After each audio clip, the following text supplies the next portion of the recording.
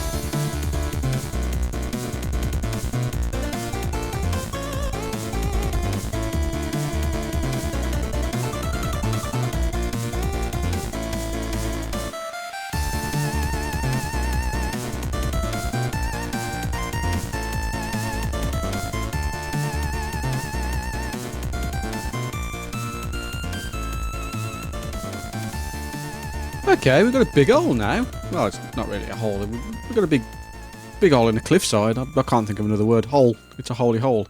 What are we going to do with it? I need to patch that up and patch that up. But yeah. Okay, so this is the footprint for our nature reserve. Obviously, the first thing that's going to be in here is Mr. Brown Panda. Sorry, Mrs. Brown Panda. Sorry, Miss Brown Panda.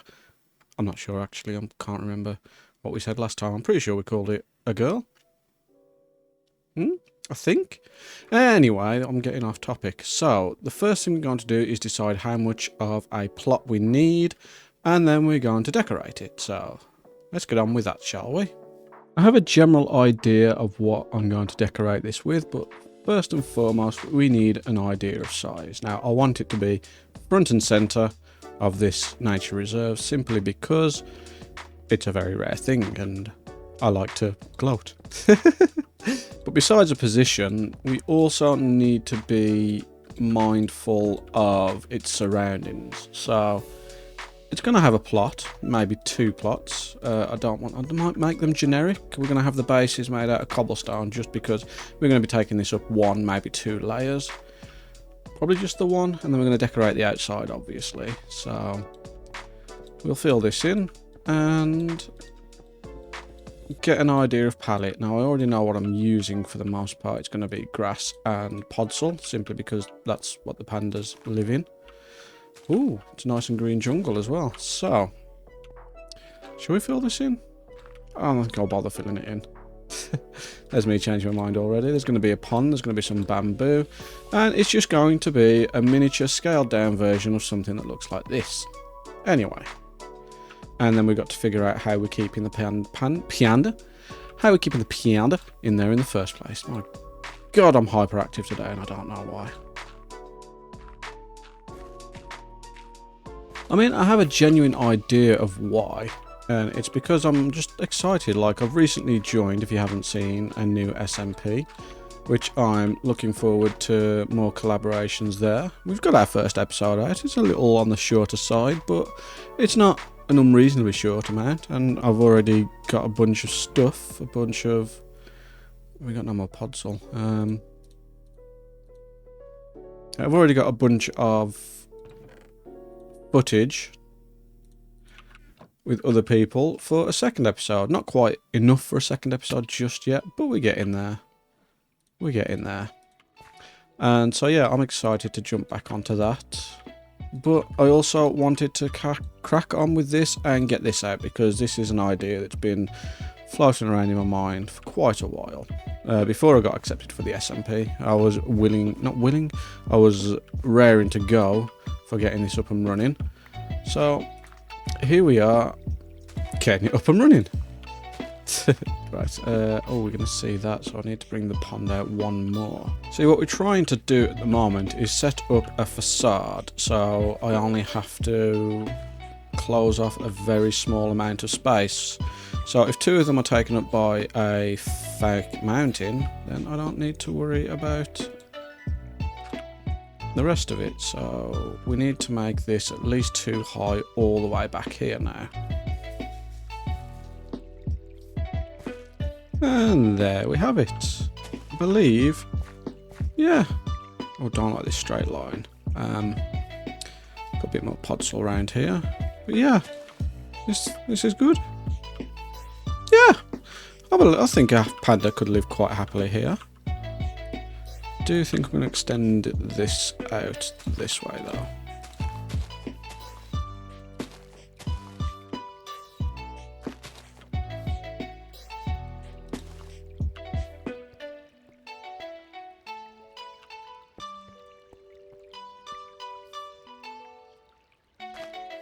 Yeah, perfect little area. Okay, and we'll just put our border back around so we can decorate that later. Add the last bit of podzol here. Then we can go fetch our panda.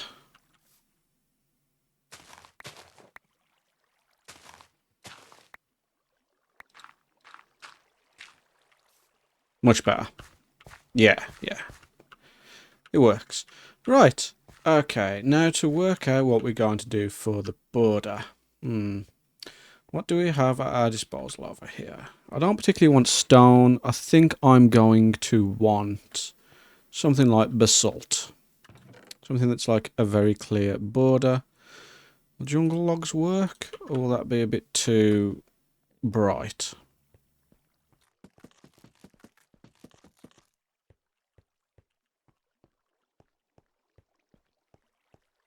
No, that works. That does work. Then we just need to frame it.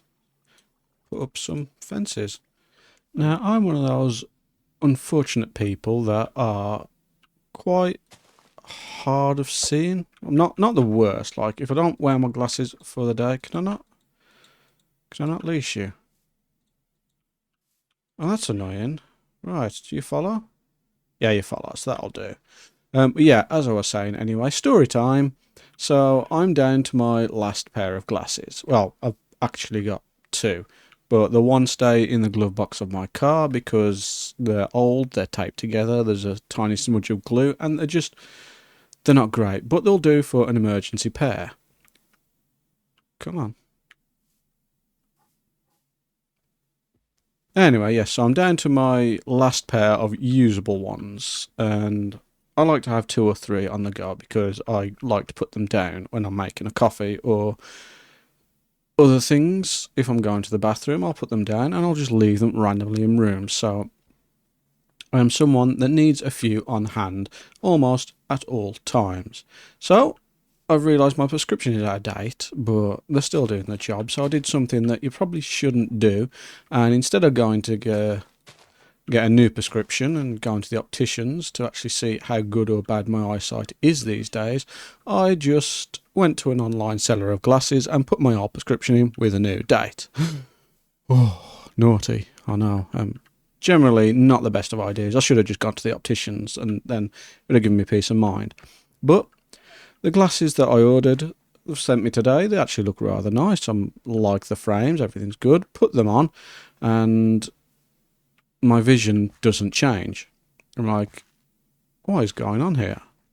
Am I being stiffed here? Are they trying to sell me some snake oil with these glasses?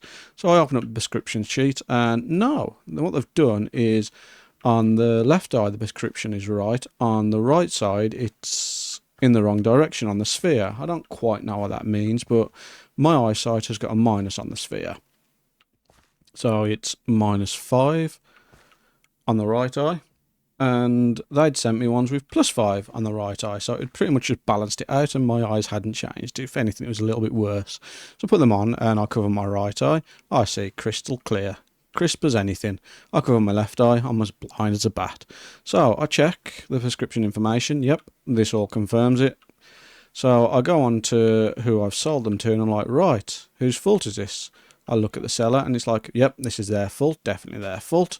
I'm sending an email. So I'll get right in the email and I thought, you know what, I'll just double check. And I'd looked at my old prescription, not the one I gave them with the slightly modified date. And yeah, it's actually my fault. I'd put the wrong information in. So I may have just lost out on them. I might have to buy a completely new pair of glasses. Well, two new pairs. And these ones are just a waste. I might be able to send them back and they might send me a refund for them.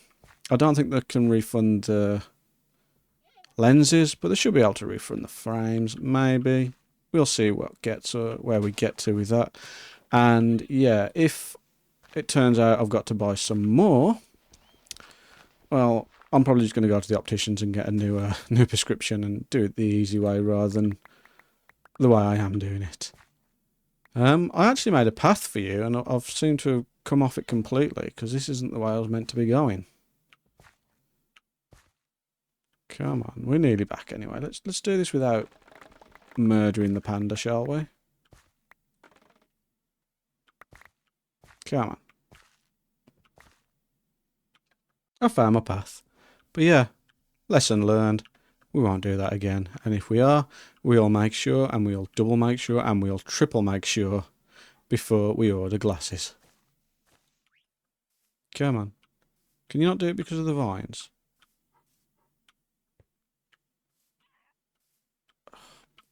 swear the AI of these things sometimes is a mystery. I'm just going to get you back in the boat because I made this specifically for boats. Where's the boat? Did I not pick it up? I didn't pick it up. Ah.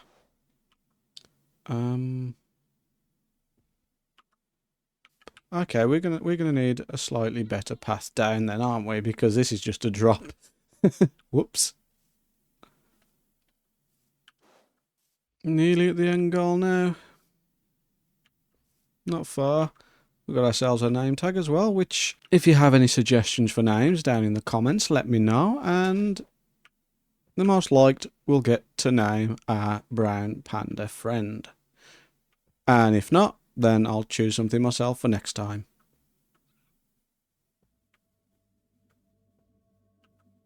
Quick sleep break. Oh, it's not night time enough yet. Never mind. We're nearly there. Can you see me? Can you manage? Yes, you can. Okay, we're doing wonders here.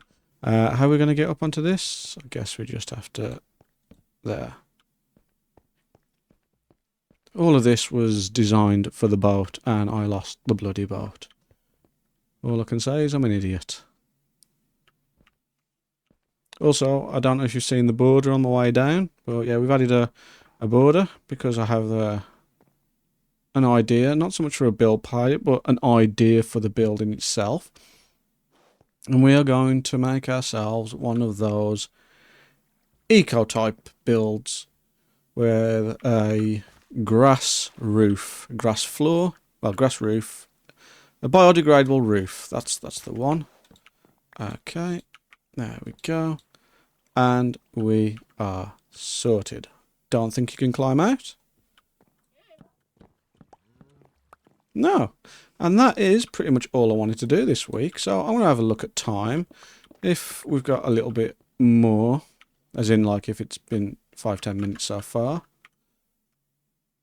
Can you escape? No, you can't escape, can you? Nah.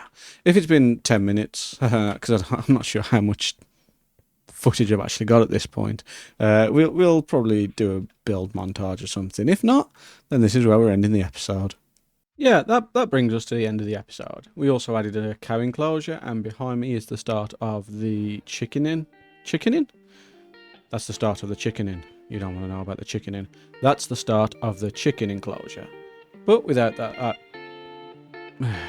I will one day talk, and it won't sound like gibberish. With that out the way, this has been EXP. If you've enjoyed the episode, please leave a like, consider subscribing, and I'll see you all next time. Ta-ra a bit.